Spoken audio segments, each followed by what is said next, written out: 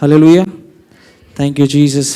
ఈ సమయంలో నేను ఎక్కువ సమయం తీసుకోవాలనుకోవట్లేదు, ఎందుకంటే లంచ్ టైం అవుతా ఉంది. చాలామంది పెద్దవాళ్ళు ఇక్కడ ఉన్నారు, వేడి కూడా ఎక్కువ ఉంది. కాబట్టి 10 నిమిషాలు తీసుకొని నేను వాక్యాన్ని బోధించబోతున్నాను. దయతో వాక్యాన్ని నేను తీసుకొని చెప్తుండగా ఎవరైనా కోఆపరేట్ చేయండి. యూత్లో ఉన్న వాళ్ళు నేను రెఫరెన్స్లు చెప్తాను, ఆ రెఫరెన్స్ ప్రకారంగా మనం ఈ సెషన్ కంప్లీట్ చేసుకుందాం. ఈ సమయంలో నేనేం చెప్తున్నాను, మా కళ్ళు మూసుకుందాం. జస్ట్ ఒక 2 సెకండ్లు ప్రార్థన చేసుకుందాం. తండ్రి యేసుక్రీస్తు నామములో కృతజ్ఞతలు చెల్లిస్తున్నాం. పరిశుద్ధాత్మ తండ్రి యొక్క లీడింగ్ని మా మధ్యలో ఉంచు. ప్రతి సొంత మాటను, ప్రతి సొంత ఆలోచనను, సొంత నడిపింపుని యేసు నామములో బంధిస్తున్నాం. లోకంలో సిలువను గూర్చిన వార్త వెర్రితనంగా ఉంది, రక్షింపబడిన మాకైతే దేవుని శక్తి అని వాక్యం సెలవిస్తుంది. కృతజ్ఞతలు నీ కుమారుని బట్టి, నీ కుమారుని యొక్క సిలువ యాగాన్ని బట్టి వందనాలు చెల్లిస్తూ యేసు నామములో ప్రార్థిస్తున్నాం తండ్రి. యేసు ప్రభు 6వ మాటగా ఏమని చెప్పాడంటే ఇట్ ఈస్ ఫినిష్డ్. తెలుగులో ఏం రాయబడి ఉంటుందంటే సమాప్తమాయెను. ఎందుకు యేసు ప్రభు సమాప్తమైనది అని గట్టిగా కేక వేసి అటు తర్వాత నా తండ్రి నా ఆత్మను అప్పచెప్తున్నానని చెప్తాడంటే, మనం ఆలోచన చేస్తే భూత వర్తమాన భవిష్యత్ కాలాల పాపముల కొరకు యేసయ్య ప్రాయశ్చిత్తం చేశాడు. బైబిల్లో క్లియర్గా రాయబడి ఉంటుంది, ఆయన మన ప్రాయశ్చిత్త బలి అని. హల్లెలూయా. భూత వర్తమాన భవిష్యత్ పాపాలంటే మన యేసు ప్రభు ఎంతవరకు అయితే, యేసు ప్రభుకు ముందు ఎంతమంది అయితే చనిపోయారో, పుట్టి చనిపోయినారో వాళ్ళ పాపాలు, యేసు ప్రభు చనిపోయిన తర్వాత ఎంతమంది అయితే పుడతారో వాళ్ళ పాపాలు కూడా యేసు ప్రభు తీసుకొని సిలువలో సమాప్తం పలికాడు. హల్లెలూయా. ఈ మాట ఎంతమందికి అర్థమవుతుంది? నేను ఒక వాక్యం చెబుతాను. కొరింథీయులకు రాసిన పత్రిక 15వ అధ్యాయం 3-4 వచనముల ప్రకారం మనం చదువుకుందాం. ఆయన ఫుల్ పేమెంట్ సిలువలో చేశాడు మన పాపాల కొరకు. యాజ్ ఇట్ ఈస్ యేసు ప్రభు ఎలాగ బతికాడో ఈ లోకంలో, ఆ లైఫ్ని మనం బ్రతకడానికి ఫుల్ పేమెంట్ మనందరి కొరకు చేయబడింది. హల్లెలూయా. ఇందాక చెప్పాడు పాస్టర్ గారు, చెప్తున్నారు, కామ క్రోధ లోభ మదం అత్యాచారం లేని జీవితంకి ఆల్రెడీ ఫుల్ పేమెంట్ యేసు ప్రభు చేశాడు.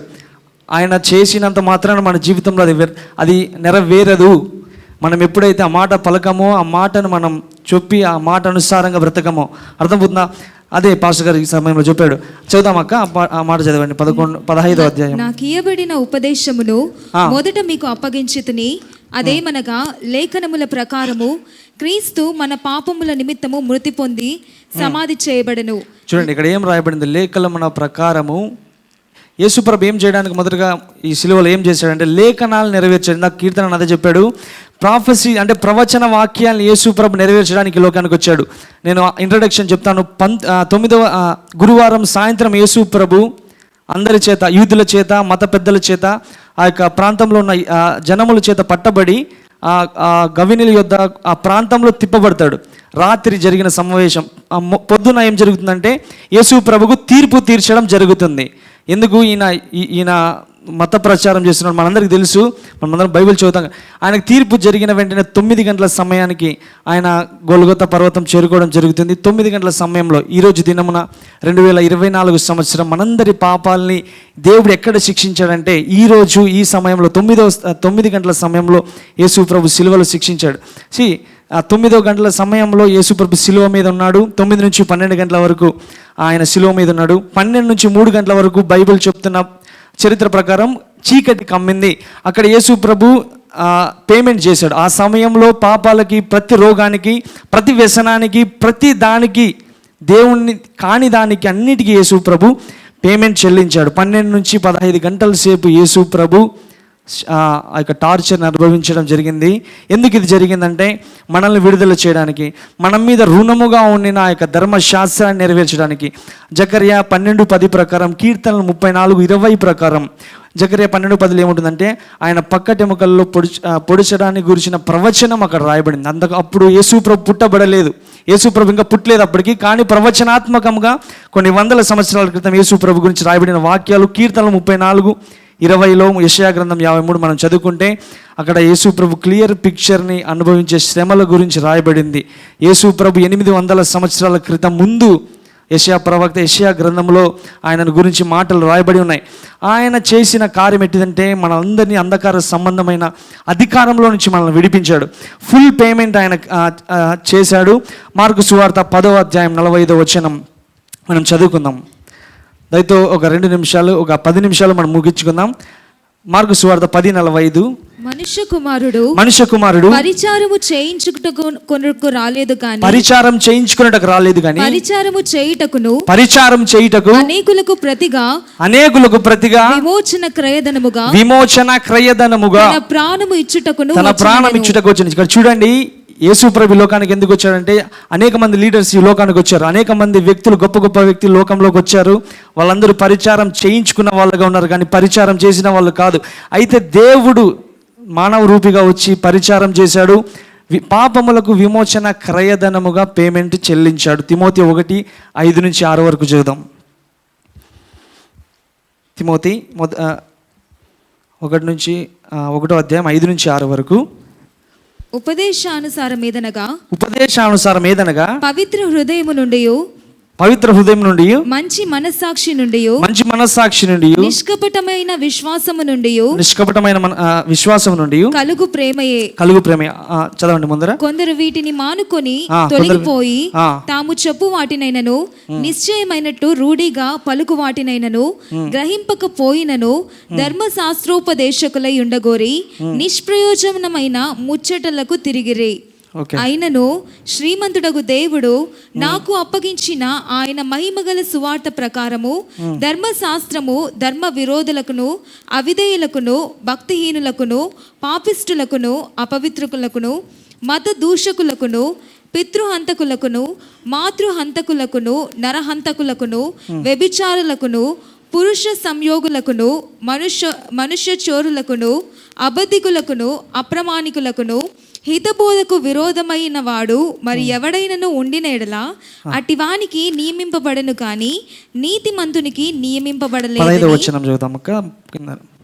పాపులను రక్షించుటకు క్రీస్తు యేసు లోకమునకు వచ్చెనను వాక్యము నమ్మదగినదియు పూర్ణ అంగీకారమునకు యోగ్యమైనదియు నై ఉన్నది.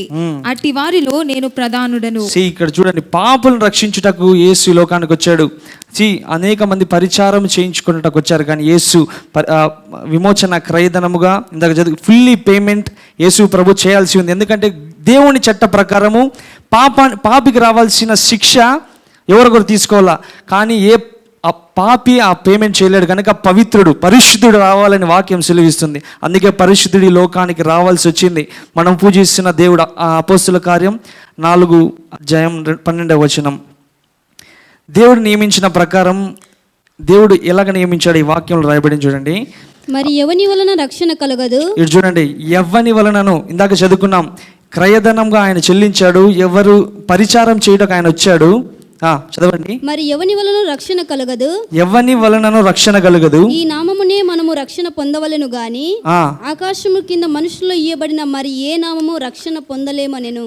చూడండి, ఈ నామమున మాత్రమే మనం రక్షణ పొందవలెను కానీ ఆకాశము కింద మనుష్యులలో ఇయ్యబడిన మరి ఏ నామము, మనము గాంధీ నామములో రక్షణ పొందలేం, వివేకానంద నామంలో రక్షణ పొందలేం. కేవలం నజరేయుడైన పరిశుద్ధుడైన యేసు నామంలో మాత్రమే రక్షణ ఉంది. ఇది దేవుడు నియమించిన చట్టం. ఆయన దేవుడు కనుక మనందరి ప్రాయశ్చిత్త బలి కనుక ఆయన పాపముల క్రయధనము కనుక. హెబ్రీయులు రాసిన పత్రిక 13:12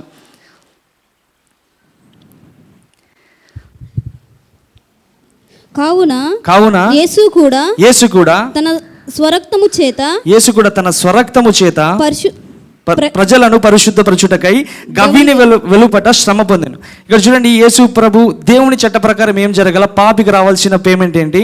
ఆయన బైబిల్ కేవలం ఇంగ్లీష్లో ఉంటుందంటే the wages of sin is death, అంటే పాపం వల్ల వచ్చు జీతం మరణము. దేవుని చట్ట ప్రకారంగా పాపం చేసిన వానికి మరణ శిక్ష అనేది విధింపబడాలి. మనము లేవి కాండంలో చదివితే మరణ బలుల గురించి అక్కడ రాయబడి ఉంటుంది, పాపం చేస్తే ఎటువంటి శిక్ష మనిషికి రావాలనేది. ఈ సమయంలో ఏం చెప్పబోతున్నా అంటే, నేను దేవుని చట్ట ప్రకారము మనిషికి పాపికి రావాల్సిన శిక్ష యేసు ప్రభు సంపూర్ణంగా చెల్లించాడు. అందుకే మనం ఏ రోగంలో ఉండడానికి, ఏ శాపంలో ఉండడానికి, ఏ దారిద్రతలో ఉండడానికి వీలు లేదు. ఎందుకంటే ఆయన ఫుల్ పేమెంట్ సిలువలో చేశాడు. ఆయన ఎవరికి తనను తాను సమర్పించుకున్నాడు అన్నది మనం ఆలోచన చేయాలి. యేసు ప్రభు ఈ సిలువ యాగం అంతా చేసింది సాతాను కోసం. ఇందాక తనను తాను అప్పగించుకున్నాడు కదా. ఎవరికి దేవుడు ఈ యొక్క పేమెంట్ చేశాడు అనేది ఆలోచన చేస్తే, దేవుడు యేసు ప్రభు సాతానుకు కాదు ఈ పేమెంట్ చేసింది, దేవునికి, తన తండ్రి అయిన దేవునికి తను తాను సమర్పించుకున్నాడు. హల్లెలూయా. మనము ఇంక ముందుకెళ్దాం. గలతీయులు రాసిన పత్రిక 3వ అధ్యాయం 13 నుంచి 14 వచనాలు చదువుకొని ఇంకా కొద్దిసేపులో మనం ముగించుకుందాం. గలతీయులు రాసిన పత్రిక కొద్ది ఓపికతో వినండి, దయతో. ఇంకొక ఆత్మను గూర్చిన వాగ్దానము విశ్వాసం వల్ల మనకు లభించినట్లు అబ్రహాము పొందిన ఆశీర్వచనము క్రీస్తు యేసు ద్వారా అన్యజనులకు కలుగుటకై క్రీస్తు మన కోసం శాపమై మనలో ధర్మశాస్త్రం యొక్క శాపము నుండి విమోచించెను. ఇందును గూర్చి మ్రాను మీద వేలబడి ప్రతి వాడును శాపగ్రస్తులని వ్రాయబడి ఉన్నది. ఇక్కడ చూడండి, అబ్రహాము పొందిన ఆశీర్వచనము క్రీస్తు యేసు ద్వారా అన్యజనులకు కలుగుటకై క్రీస్తు మన కొరకు శాపమైనాడు. క్రీస్తు మన కొరకు శాపమై మన ధర్మశాస్త్రం యొక్క శాపము నుండి విమోచించెను. ధర్మశాస్త్రాన్ని దేవుడు ఎందుకు పెట్టాడంటే మనందరికీ తెలుసు, మనం ఎలాగో ఆ ధర్మశాస్త్రాన్ని చేయలేము కనుక అన్ని ఎంత కష్టపడినా మనం ధర్మశాస్త్రం నెరవేర్చలేము కనుక దేవుని యొద్దకు వస్తామనే ఆలోచన దేవుని. ఇది కూడా 14వ వచనంలో ఏం రాయబడిందంటే ఇందును గూర్చి మ్రాను మీద వేలాడబడిన ప్రతివాడును శాపగ్రస్తుడని వ్రాయబడి ఉన్నది. యేసు ప్రభు మన శాపాల నిమిత్తమై శిలువలో మన శాపాలని తీసుకొని సమాప్తమని పలికాడు. ఆయన ఫుల్ పేమెంట్ చేశాడు మన పాపాలకి.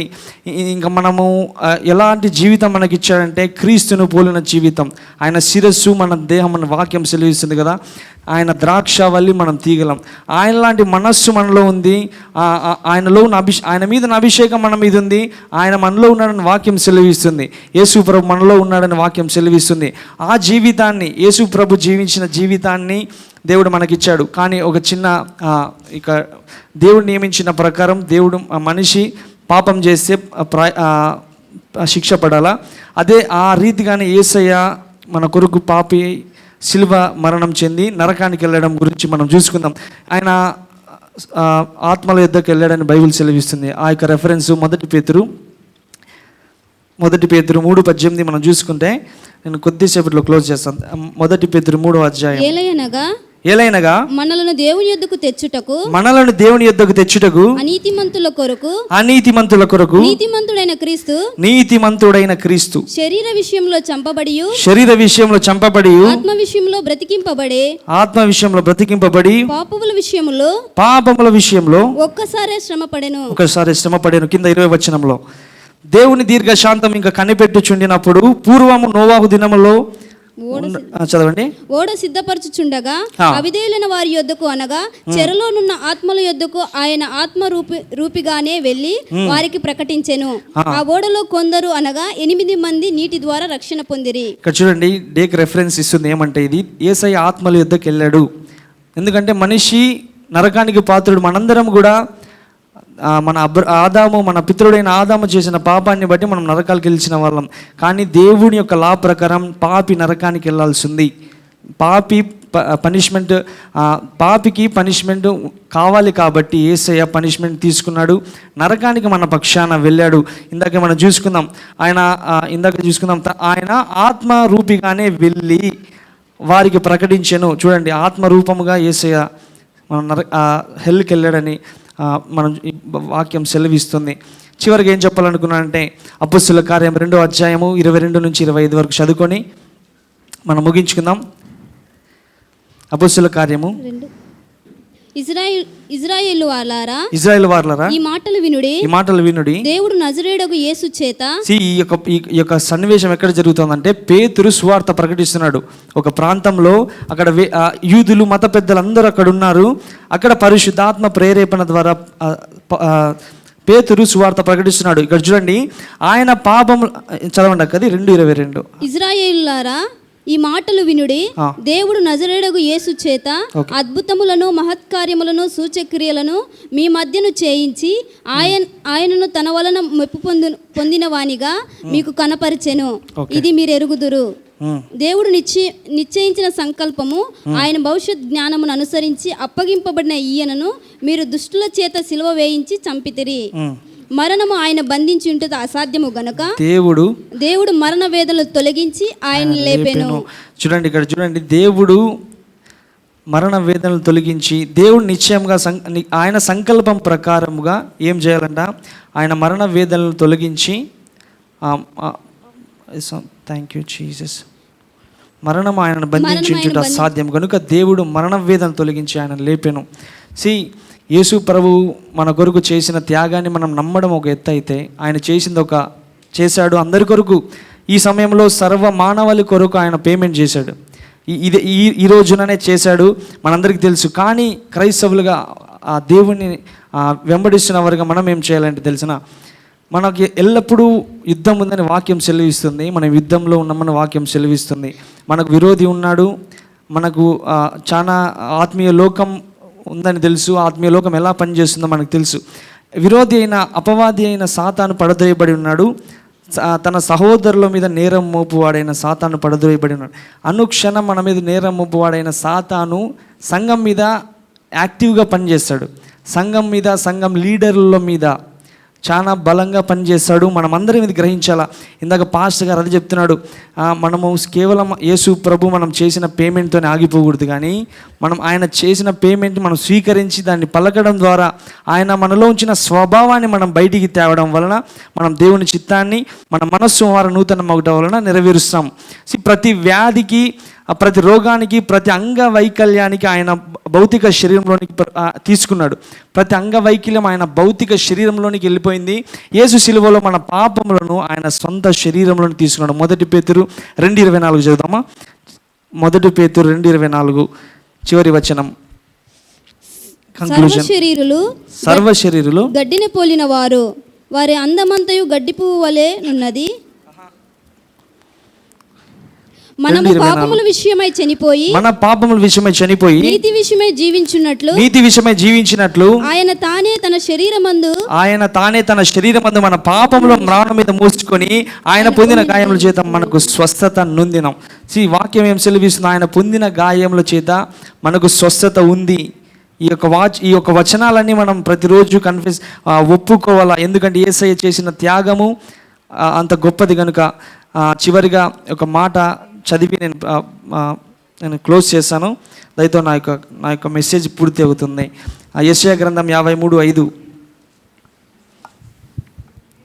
మన అతిక్రమ క్రియలను బట్టి అతడు గాయపరచబడెను, మన దోషములను బట్టి నలుగొట్టబడెను, మన సమాధానార్థ శిక్ష అతని మీద పడెను. అవును, అతడు పొందిన దెబ్బల చేత మనకు స్వస్థత కలుగుచున్నది. హల్లెలూయా. ఆయన పొందిన గాయముల చేత మనకు స్వస్థత కలుగుచున్నది. ఈ యొక్క మాటలను మనం ఈరోజు విన్నాం, ప్రతి వారం వింటున్నాం.